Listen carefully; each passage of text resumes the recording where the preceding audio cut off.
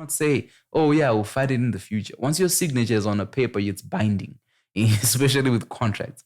You cannot escape a contract that you signed after the age of 18 without being coerced, and it's hard to prove that you're coerced either way. You can come out and try to argue morality with people, but that's not how business works. Business works through agreements. Do you agree that if I give you $10,000, I own 90%? Hey there, welcome to the Conversations with Uncle Kevin podcast.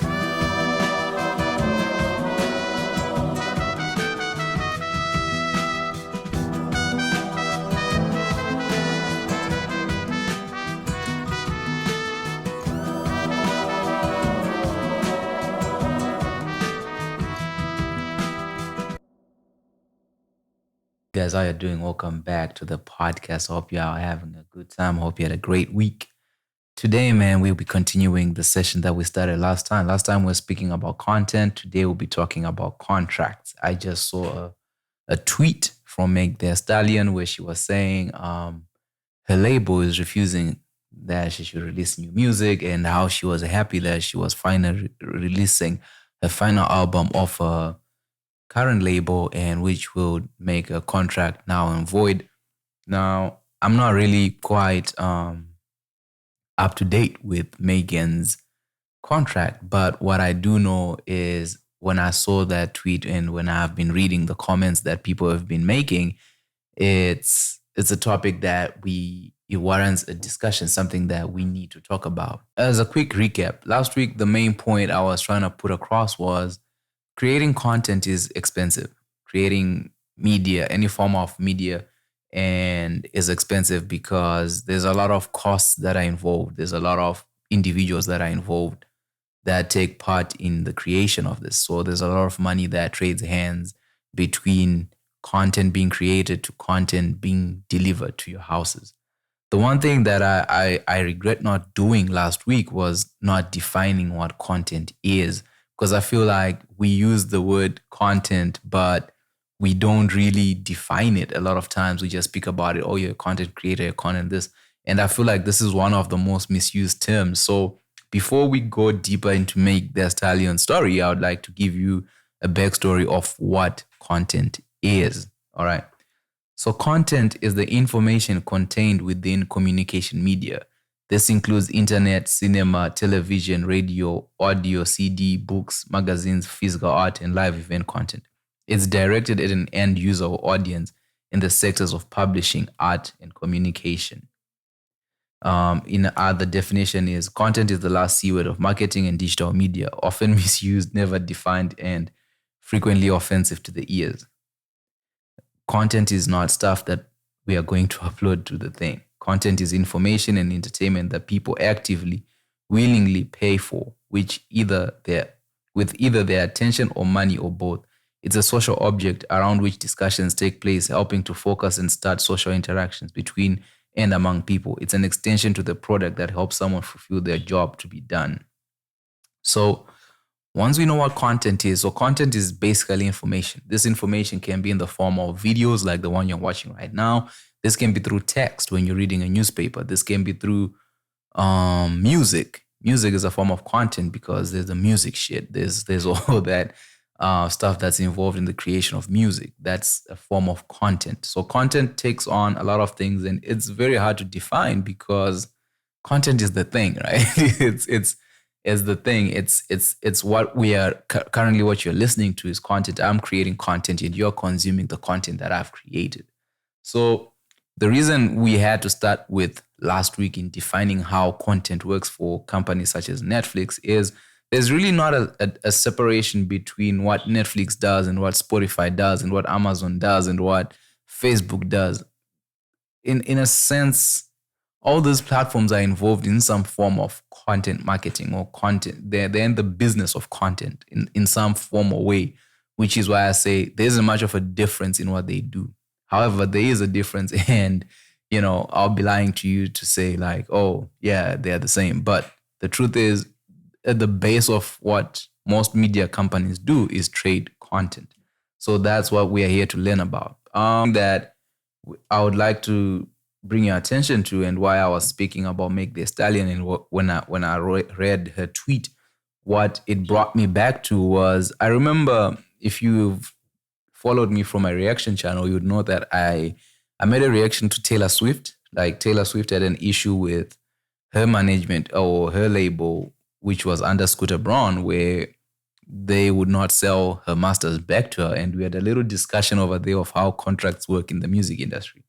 And I feel it was important for me to bring that back up because Meg Thee Stallions is in a similar situation. Not really the same, but she is facing a similar situation. It's a little bit different because what Meg Thee Stallions is facing is the same situation. I don't know if you guys watched the movie NWA, the one with Eazy-E, Dr. Dre, and all that stuff. She is in a similar situation where you get signed to a contract when you're an upcoming artist, but you have no idea what's in the contract. So this is a similar type of situation that she finds herself in. And she's not really the first person to go through this situation. I can give you other examples would be people like Mace, what happened to the artist Mace, what happened to Lil Wayne. It's something what's happening to 5 Year Foreign at this point in time. Like, there's an issue that happens in the music industry, and this is not just in the music industry, it's basically in the content business. So the thing that you have to understand about the content business is content is a valuable asset. It's the valuable thing about content is what we call intellectual property, the IP of. So the IP is basically the idea, the person who holds the rights to the ideas. So a lot of people cannot create content because a lot of times content is art. So a lot of people cannot create content, and the people who can create content cannot afford creating content. So a lot of times what happens is the money meets the creator, and there's a little bit of business that occurs where contracts need to be signed, where rights are transferred from one person to the next. So the main rights that are transferred is what's the IP, the intellectual property. So rather than having a physical product like an iPad, which I can pay for and then it's mine and here's your cash, what we are trading for is an idea, is we are trading this intellectual property, and the valuation of that thing is unknown. So, for example, if you were to buy my IP, it might be worth less at this point in time because less people know who I am. And then you buy it from me for $500. And then in 10-year time, my fortunes change and I become super successful and super known. And then the valuation of my IP goes from $500 to say $5 million. For you, that $500 was an investment that's now become a reward.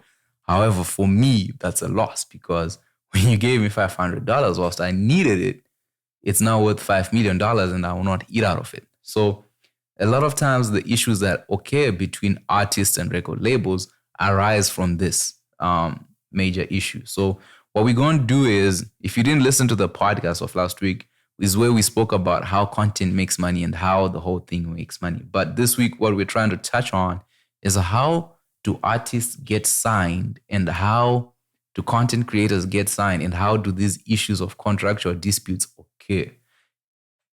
Paying attention to Megan Thee Stallion, but not going deep into it because I'm not a lawyer and you'd need a lawyer to be able to break down the whole thing. But we're just going to look at it from a surface level and see the lessons that we can take from her. The first thing that we're going to have to break down is define certain things. The first thing that we're going to define is, what is a record contract? A record contract, commonly called a record contract or record deal, is a legal agreement between a label and a recording artist or group where the artist makes a record or a series of records for the label to sell and promote.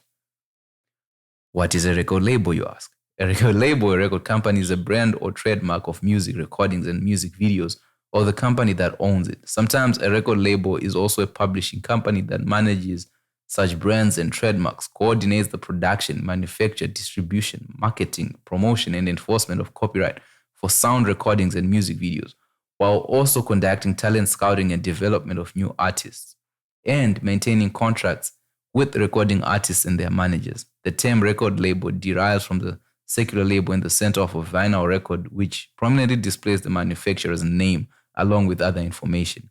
Within the mainstream music industry, recording artists have traditionally been reliant upon record labels to broaden their consumer base, market their albums, and promote their singles on streaming services, radio, and television. Record labels also provide publicists who assist performers in gaining positive media coverage and arrange for their merchandise to be available via stores and other media outlets. Record labels may be small, localized, and independent, or they may be part of a large international media group or somewhere in between. The Association of Independent Music defines a major as a multinational company which has more than 5% of the world market for the sale of record or music. As of 2012, there are only 3 labels that can be referred to as major labels. That's Universal Music Group, Sony Music Entertainment, and Warner Music Group.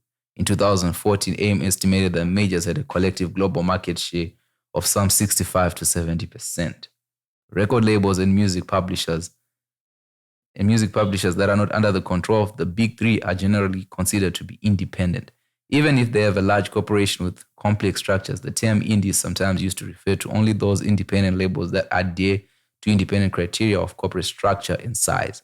And some consider an indie label to be almost any label that releases non-mainstream music regardless of its corporate structure. A label typically enters into an exclusive recording contract with an artist to market the artist's recordings in return for royalties on the selling price of the recordings. Contracts may extend over short or long durations and may or may not refer to specific recordings. Established successful artists tend to be able to renegotiate their contracts to get terms more favorable to them.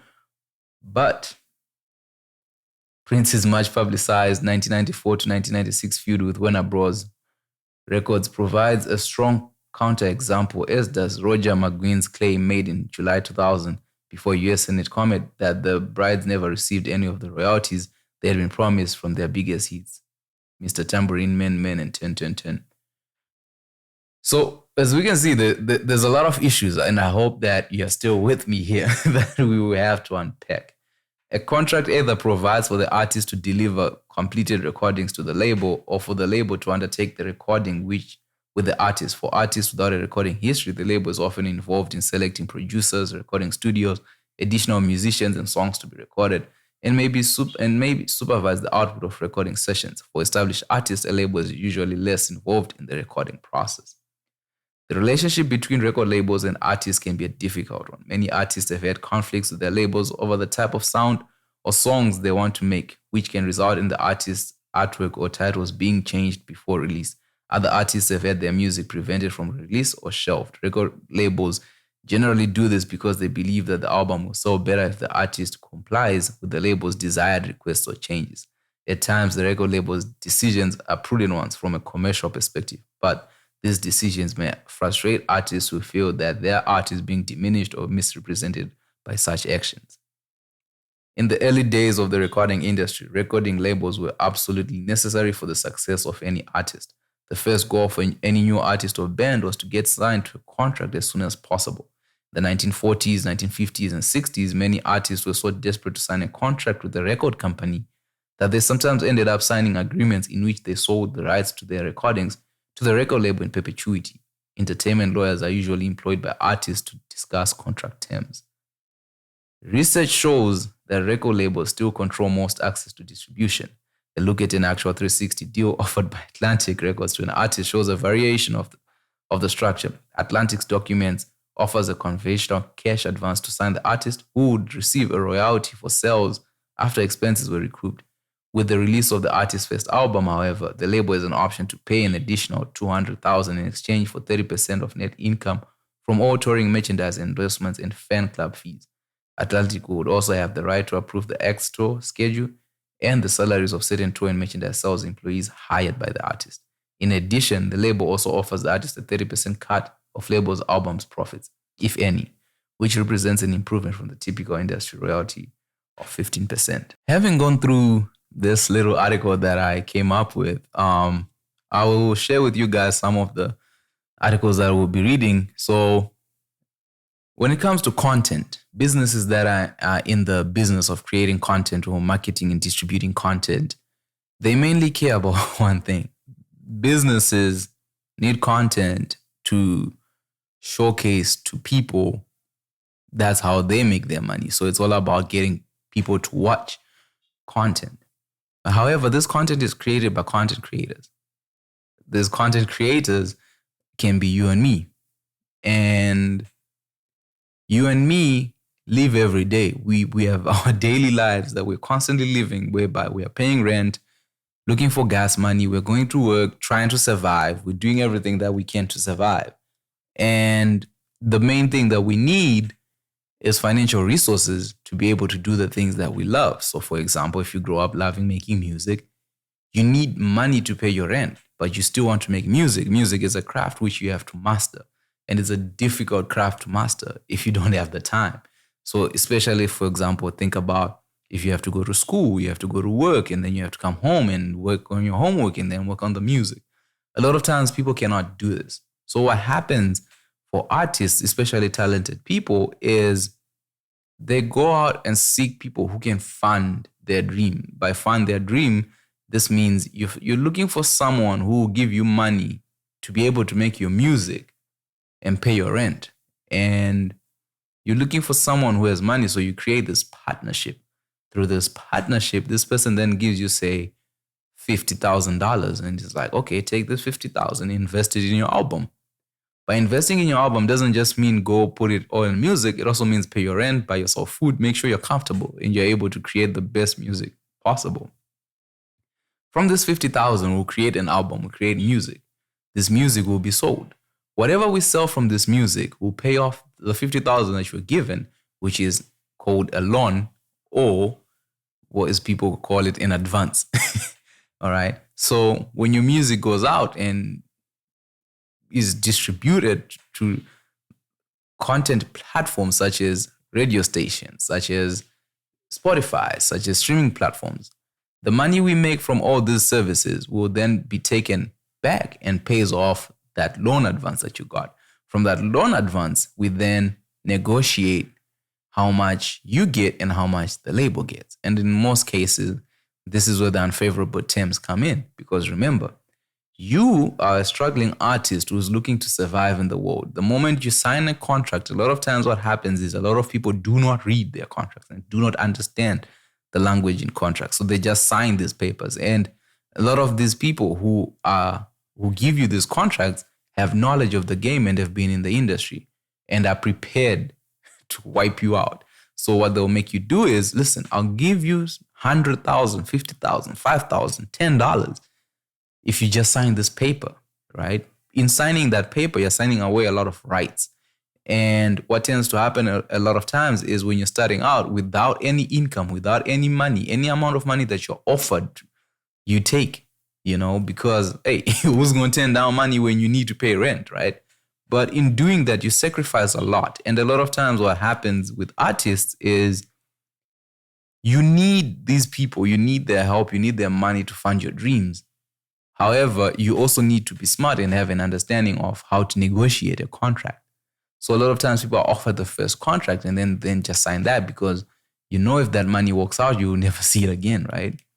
And as we're explaining, what then happens is in this contract that you sign, you basically have terms and conditions of like, okay, if you're signing this, I'll give you 50,000. In return of this 50,000, you give me 4 albums. You give me X amount of this, X amount of that. This is how the money is made. So in the music industry, there's a lot of ways artists make money. One is through royalties. Artists make money through merchandise sales. Artists make money through tours. Artists make money through a lot of ways. And in your contract, you're essentially signing away all these things because they do not exist at the moment that you're being signed. A lot of times you're just being discovered raw and you're just going, I'll take 5,000. So what happens a lot of times is when we're starting out, because we're desperate, what people think is, if I sign this deal and these people are good people, if one day I do blow up and I become somebody, I can renegotiate my contract. But a lot of times, negotiations and contracts are based off of leverage. It's what are you leveraging? So the initial time that you meet up with these labels, you have zero leverage because you're just a talented person. However, in a world with 8 billion people, I'm pretty sure 20% of that 8 billion is super talented people. So, what makes you more unique? So the person with the money is more unique because you don't have it and you need it. They needed an artist to invest their money in. So then what happens a lot of times is you have zero leverage when you're negotiating the initial contract. So you're just accepting whatever terms that are put in front of you. And they work favorably at that moment. But in that same time, the company that's investing in you is taking a major risk, because if I give you 50,000 and nothing becomes of your career, I lose 50,000. If I give you 5,000 and nothing becomes of your career, I lose 5,000, right? And this is what then happens. Is a lot of artists then sign to these labels and are given these advances, and there's a lot of things that come with being signed under a label. You get marketing, you get publicists, you get access to different artists, access to different producers, networks, distribution. There's a lot of things that are involved in bringing you from zero to up. So if you look at right now, a lot of content creators are trying their best to create a lot of content with the hope of one day ending up on a contract with somebody being paid to do the things that they love. However, the challenges that happen as well is you're still a nobody trying to be somebody, right? So what happens in the case of an artist such as Megan Thee Stallion is when she signed a contract when she was 20, what happens a lot of times in the content game is people are not willing to take risks with money, especially big businesses, big when you look at record labels. A lot of them, for example, Universal Music Group is a publicly traded company. So they operate with a fiduciary duty. So the fiduciary duty simply means everything you do is for your investors. It's to make your investors more money. And the one thing that you cannot do is take money and go bet on a kid on the street and hope that one day that kid will become a success. A lot of times, what record labels do is they sign almost 100 people onto a label and hope one person catches on. And what tends to happen is for major labels such as UMG, because of this fiduciary duty, they cannot do that. Whoever they sign has to be a sure bet, and whoever signs is putting their job on the line. So those people, if you've ever heard of people called the A&Rs, anytime they sign anybody to a contract, they're putting their job on the line, because by signing you, they're giving you money and betting on you to make sure that you will succeed. So what tends to happen is these three major labels are not willing to sign anybody. What they do is, if you remember, we defined what an indie label is. These are the smaller people who are in the streets and who can see people who are willing to take a risk on an artist, on an upcoming artist. And sometimes it's just a girl from church, it's just a boy from church, it's just somebody that you believe in and you're like, oh, I will invest money in you. But a lot of times what then happens is when these people are invested in and then you blow up, and you find with content, rarely do you blow up without putting in money. So for example, in order for us to have this podcast, in order for us to have this chat that we're having, someone had to buy the camera, someone had to buy the microphone, someone had to buy the light, somebody had to do something in order for this content to be able to be created, right? And then that person is owed some form of compensation. And what tends to happen is nobody's willing to invest in someone just walking down the street. When that person then blows up through networking, marketing, and their hard work as well, what happens is those guys, the three major labels, because now this is a sure deal, for example, Megan Thee Stallion is a sure deal to work. Those big guys then come in and try to poach this person.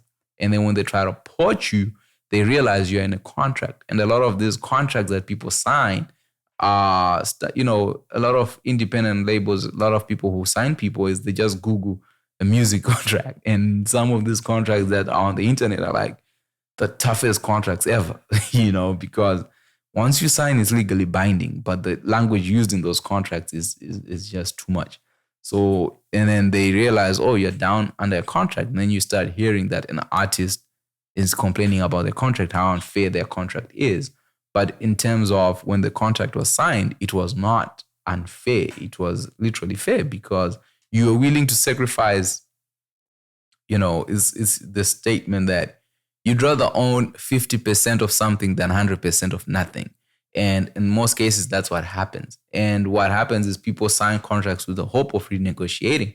But the thing is, you cannot renegotiate a contract if someone has better leverage over you and someone is benefiting from you. So I feel like in the initial contract is where people are supposed to discuss, and you should know your value, when signing that initial contract and not accept the first contract you're offered. But then it's also tricky because you need the money, right? So the thing is, when we come to make Megan Thee Stallion's contract, and she's been on a lot of platforms talking about a situation, and I've listened to it and I've listened to the other side. The same thing that I've learned and that I feel happened with her was, obviously they didn't go through her contract before she signed it. And the people who signed her are, responsible for her success to an extent. Yes, she worked hard. Yes, she's done things. She's built her name. And what tends to happen is, the moment you blow up the way she has and your potential is sky high, is those people in a way are like, hey, we need to eat. But for her, it's like, it's not fair anymore. That's where the renegotiation is like, listen, I get we signed a contract, but it's not fair anymore. And what tends to happen for these businesses is they're like, we won't let you go, fam. Like, we have a deal and we will eat because we took you from nothing and now you are something, and we all have to eat. So, but what I feel has to happen is, in the initial contract, there should be timelines like, listen, in the next 3 years, this is what we promise. These are the terms. Like, people should be able to put timelines within their contracts to whereby you can exit a contract. Because the challenge is, what happens if you don't succeed? You know what I mean? If someone invests their money and you don't succeed, they lose money. But if you succeed, there is an issue. So in the case of Megan, I feel one of the challenges that she faces is her growth is exponential and her name has become super big. And I'm glad that, according to the reports which say like she's met the quotas that she had to meet of the albums that she had to do, and then she can now come out of that contract and move on with her life. um, it's a learning lesson for a lot of young artists who are coming up, in the sense that you need to know your value, your future value, and be able to negotiate contracts that work for you, because if you do not do that, you run the risk of one day blowing up and not having, the ideal contracts in place that will help you achieve what you need to achieve. So for now, we'll start looking into some of into the Megan Thee Stallion situation and then take it from there. Somehow the internet has access to Megan Thee Stallion's contract. And I'd like to show you guys like one part that I read which says, ownership rights. Company shall be and hereby is the owner from inception of each master recording, outtake, multi-track tape, and other product of recording session featuring artist performances hereunder conducted during the term for purposes of the provision. For artists shall be deemed to be company's employee for hire, and each master recording created hereunder shall be deemed to be a work for hire created by artists for company. However, to the extent that artists may be found to be the owner of author of any master recording, artist hereby irrevocably assigns to company all of artist rights in such master recordings, including the worldwide sound recording copyright. Artist hereby grants to company an irrevocable power of attorney to execute for artist in artist's name or documents necessary to make the assignment. So, the first thing that I would say, before you sign anything, read the fine print. Do not just sign any of this, because in doing this, what Megan simply signed was signing away all the rights to the music that she makes. And for them to put in a clause which says an employee for hire, it's nonsense. But whilst it's nonsense, it's her signature is on the paper and she signed her rights over to them. And that's problem number one. What happens is, for example, she can, with good lawyers, they can argue the case in court like, yo, she's not your employee. You're not paying her. Are you withholding her taxes? Does she have to show up, like 40 hours a week? Like, there are rules to what determines if someone is an employee or if someone is an independent contractor working for you. So those are some of the terms. But like I was explaining throughout the podcast, is what tends to happen a lot of times when people are getting signed to labels is especially like these home labels. It's your friend just going on the internet and finding a contract and then just making you sign that one. So yeah, now the part that's tricky is merchandising, sponsorship, and endorsement rights. Artists hereby grants to company all merchandising and endorsement rights, and the sole and exclusive right to use artist's name, both legal and professional, approved likeness, approved picture, and approved portrait in any manner whatsoever in perpetuity in connection with the exercise to of merchandising rights herein granted. Company shall have the right to grant others, including companies affiliated with the company. Upon such terms as company shall see fit the right to exercise or cause to be exercised such merchandising right. Company shall pay to artists pursuant a separate accounting in accordance with the provisions of Provision 9 and in any addition and all monies provided in this agreement, 70% of all net monies received by the company in connection of the exercise of said merchandise sponsorship and endorsement right. The term net monies is used in this provision shall mean all monies received less deductions for reasonable out-of-pocket costs incurred by company in connection with the exploitation, administration, and protection of merchandising and endorsements right here under. You see, here's where you find companies becoming like super greedy. What happens is, okay, let's say what they're saying is she'll be paid 70% of net post cost. What does that even mean? It just means the company invests money, recovers their money, and then split the income of whatever she makes. Man, some of I don't even know how. Like she's a smart girl. I don't even understand how she ended up signing this contract. Artist understands and acknowledges that the company may enter into an agreement with so-called major distributor and major label. For purposes of this agreement, a major label is a company who's regularly distributed by a major distributor, which includes BMG, SEMA, Sony, UMG, or BMO, or such distributors, such parties may agree in writing to include within the definition. Such an agreement with the major label distributor may contain terms pursuant to which major labels distributor may elect to release or distribute records, including albums featuring artists, jointly with the company on an alternative basis agreeable to company, regardless of any or other provisions of such major label agreement. Major label distributor may license or distribute recording featuring artist performance in his discretion. If major label distributor elects to release or distribute any album featuring artists, then the provisions above. Man, listen, I'm not even gonna finish reading this article because it's ridiculous. It's really ridiculous. Some of the terms that were put in Megan Thee Stallion's contract, like yo, who would do this? Before we go any further, I'd like to talk to my people, man. Listen, if you know when I say my people and you understand what that means, we need to stop this. We cannot exploit each other for financial gain. We need to work together as partners, not exploitation.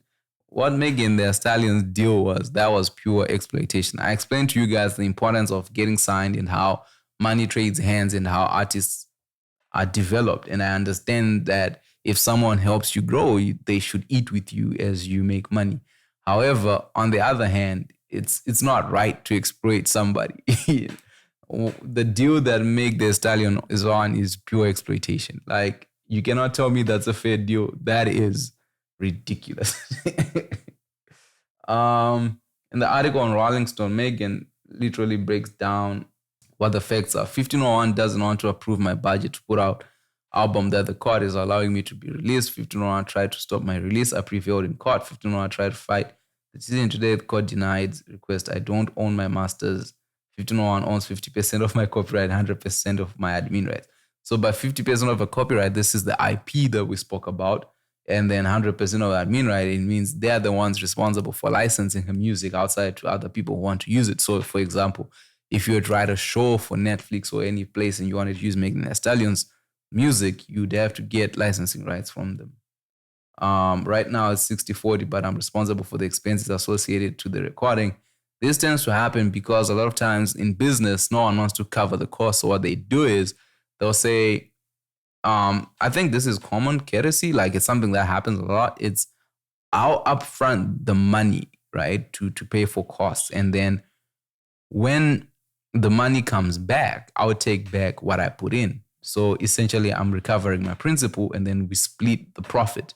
But what tends to happen is that's where she comes in. So let's say it costs 50,000 to make the album and then the album sells for 100,000. they'll then recoup their 50,000 out of it, and then there's 50,000 left, and then you have to split that 50,000. Which, yeah, it sounds it seems unfair, but I think this is business standard. I can be fined if I'm late to the studio by 15:01. 15:01 gets 30% of my total match in any activity, including books, film, and more. I have to cover expenses, and if it doesn't provide any services, nor does it have the obligation. Um, lastly, speak. Okay.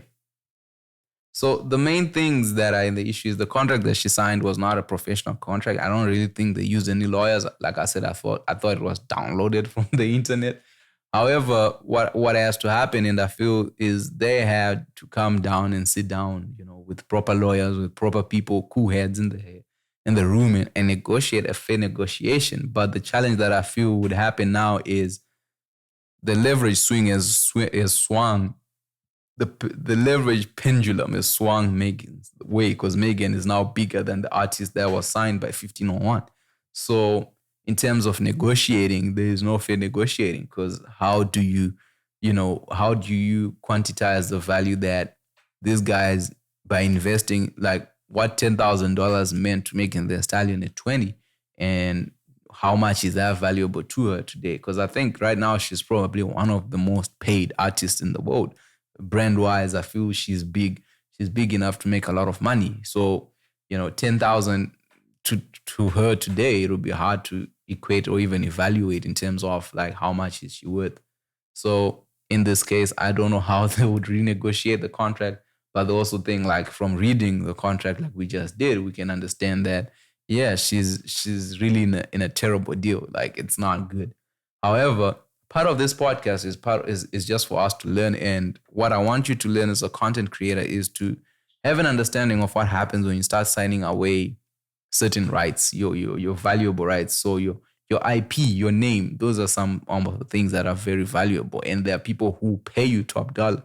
If you read Justin Timberlake sold his masters, a lot of artists have been doing this because there's value in intellectual property that these investment bankers are willing to pay for. So you have to protect it. But however, when it doesn't exist, when it's not there and the money is not there and nothing is quantifiable, it's hard not to sell. If someone's like, I'll pay you 10,000 for 100% of your IP that's non-existent, you are likely going to sell, but you do not know where you end up in the world. So do not just rush out there and sign your name on things. Be very careful and have an understanding of, this is my value. This is what I bring to the table. Otherwise, you find yourself in a situation whereby you are you're being exploited by big businesses, and they do this. And it's not even exploitation, it's just lack of knowledge.